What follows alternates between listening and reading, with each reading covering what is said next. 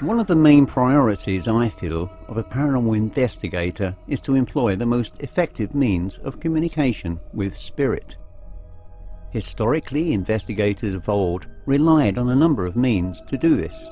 For example, the Ouija board and mediums are but two good examples. But for me, the absolute certainty to the question of an existence beyond this mortal coil must lie with the actual ghost box itself. Since I acquired my first ghost box, or PSB-7, a few years ago, I was initially still skeptical, but time and time again I've been somewhat surprised at how effective a medium for communication it really is.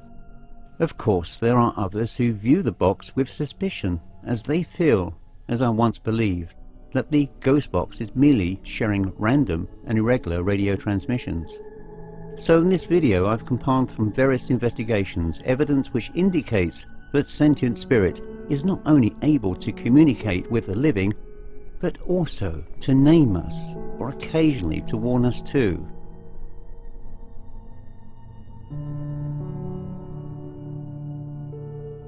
My first recollection actually occurred at the former Dillinger Jail in Crown Point, Indiana, when strange and then unaccountable paw prints were found in the jail floor, and we followed the trail to a ghost box session in a cell to near where the prints had faded away. There's one or two matters that need to be tidied up here, and that of course is our little footsteps we've got to follow. So let's go and look at the footsteps. Okay, this is the passageway that we came to earlier, where you can clearly see the impression of doggy footprints. Now, you were last here when? Thursday. And was there anything like this here then? No, none of the students, none of the other ghost researchers. We had an entire professional ghost researching team who was here, who'd also been looking this area over. No one came across this. Are dogs allowed in this building? I've dropped in several texts to people to see if they've seen this in years gone by, and none of them, as our evening has gone on, no one has reported back that they saw these before. And these appear to be burnt into the floor now. Yes, that is really interesting. I don't know what mechanism would cause that. But you know, you can see the print here. It's starting to fade completely from there. Yes. But it's much stronger. It's like it's walked into paint or something and literally padded down the corridor. But they would have used, as you said earlier, they would have used dogs for patrolling. Right.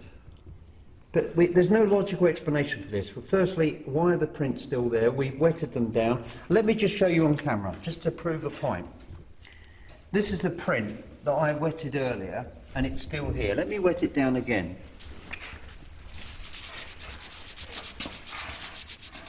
It's not going. Look, it's permanent.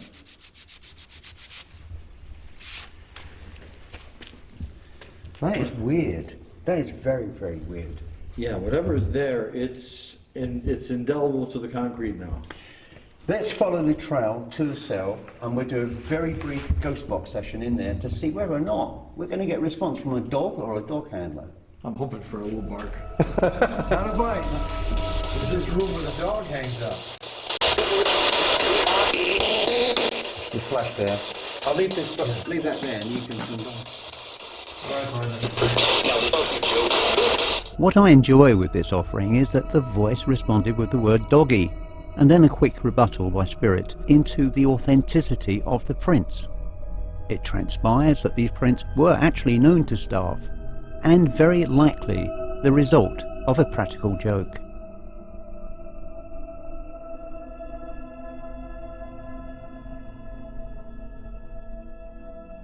On this visit to a Capone-era brewery, the owner tells of a ghost story concerning a former night watchman named Mr. Hunt, who apparently later joined me in an underground artesian well where he introduced himself.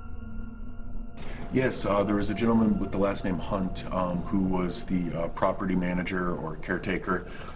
He supposedly haunts the building, so he would walk around at nighttime just keeping an eye on things. He was essentially guardian that the mob brought on, and Legend has it that he still walks the halls to this day. We have a couple photographs of Hunt where he's wearing a hat, and to me in the image it looks like him, a figure wearing a hat, very similar to some of the images we have. Who are you, sir?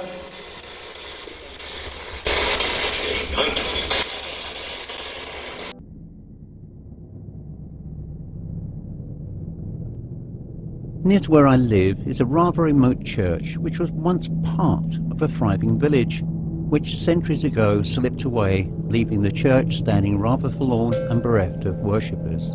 Although the building remains locked, the churchyard is spiritually active, as indicated by this very brief ghost box session. Are there any friendly persons in spirit here who wish to say something? Could you do so now? I won't you? You don't know me, I know you don't know me, but I mean you no harm. And you can scam me. I know that you know that I'm not here to cause damage.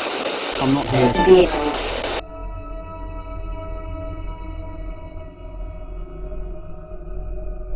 Probably one of the most haunted cemeteries in the world, Bachelor's Grove in Cook County, Illinois, remains as a sole relic to a lost town which disappeared many years ago when the inhabitants died out or left for a better life in the nearby city of Chicago. The woods now surrounding it are probably just as active as the cemetery, and this session inside the cemetery brought some very interesting and meaningful responses from the ghost box. I've travelled here from England and I can see a number of people here have British origins. Are there any people here of British origin who would like to say something? Thank you.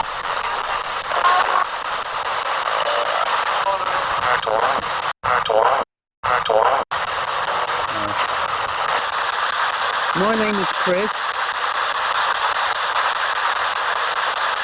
My ancestry on both sides of the family, I've got Irish blood.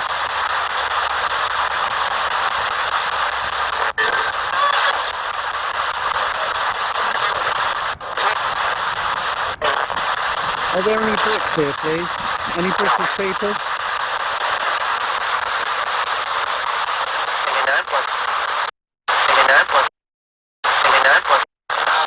Who's the lady with the flowers?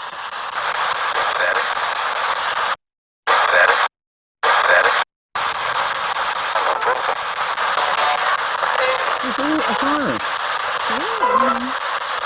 I can hear you, but who was the gentleman who was smoking a cigarette?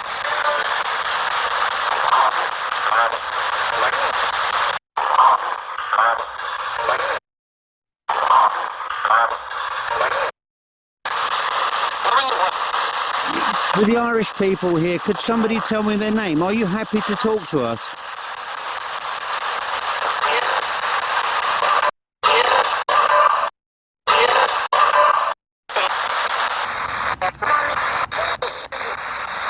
Mr. Hamilton, John Hamilton, are you here?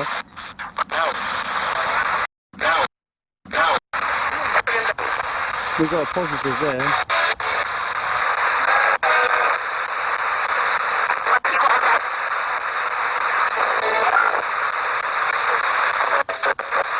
Mr. Shields, could you say something? 1.3. What about 3?